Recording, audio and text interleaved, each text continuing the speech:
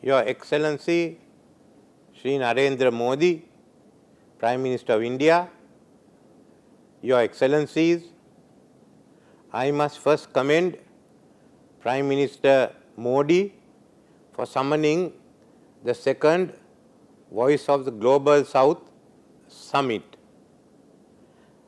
The success of the first summit has ensured this meeting.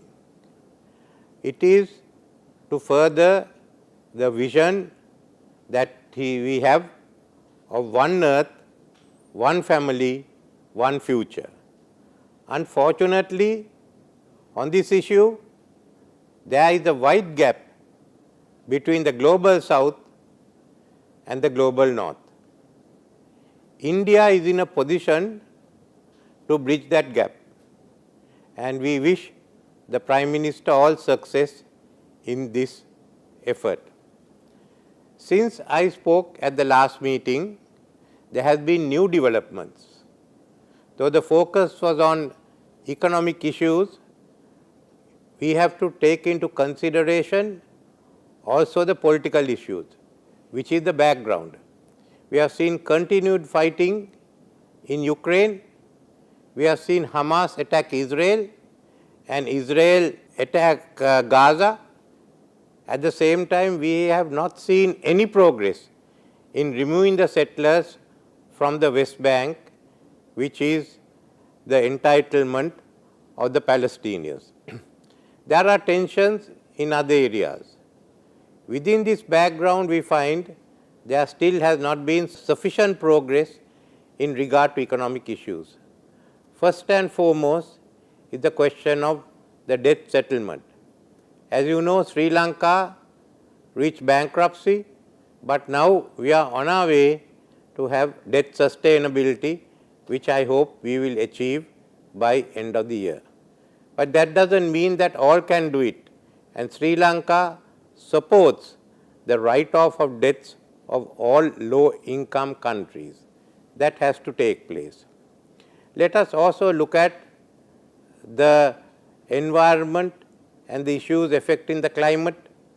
We are attending the COP28 in a few days' time, but there hasn't been sufficient progress on the loss and damage fund.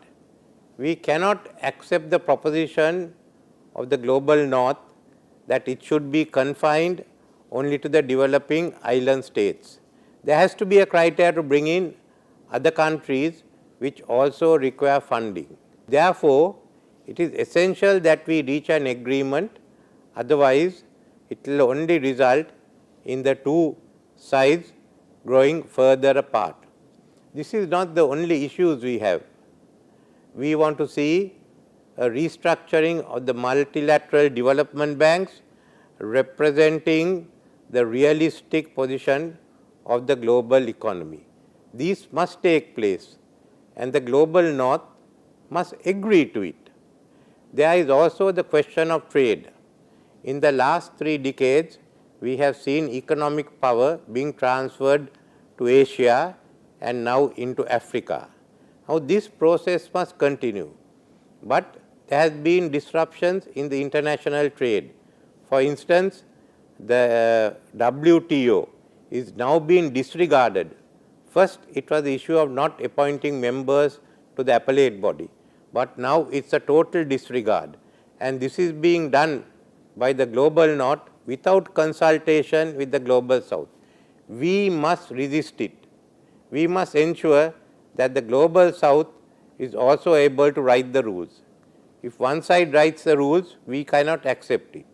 All must get together, write the rules. There must be unity of voices and unity of purpose. Otherwise, we cannot succeed. I must also mention here, as I did last time, Sri Lanka's economic development, because this is where the South-South cooperation matters. As I mentioned earlier, it was India that came to our help with a loan of $3.5 billion. We could not have survived.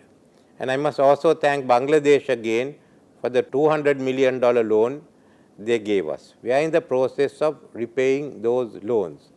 but we have realized that there has to be closer cooperation between our two countries. In this background, Prime Minister Modi and I came to an agreement on the Indo-Sri Lanka Economic Partnership Vision. It's a far-reaching one. We are dealing with maritime connectivity, air connectivity, energy and power connectivity. We are establishing a high-capacity grid between Sri Lanka and India. We are leveraging India's rapid digitalization for Sri Lanka's purposes. We are having Indian rupee as a currency for trade settlement. India and Sri Lanka will be involved in the development of the Trincomalee port and the surrounding areas, including an economic zone, and of course, the full utilization of the oil tanks in Trincomalee. We will also study the possibilities of land connectivity between our two countries. Now, this is what I call a genuine cooperation. It's not only that India helped us, but now we are going ahead with economic cooperation. As India grows, and the fast growth of India will also help Sri Lanka. Sri Lanka will also have agreements with Bangladesh. We are also promoting our companies to invest in Bangladesh, in Myanmar, Cambodia, Laos, East Africa and West Africa. We have already come to a free trade agreement with Singapore. We are about to conclude one with Thailand. We will go ahead with Malaysia and Indonesia and finally Vietnam. We will also have made an application to join the RCEP. We feel that there has to be more South-South cooperation. Therefore, I hope in this discussion that we could come to a framework agreement on how the global South will cooperate and what are the basic issues on which we agree and which must be included in the rules, new rules that are being written for the global economic order. So, again, let me thank Prime Minister Modi and conclude my speech.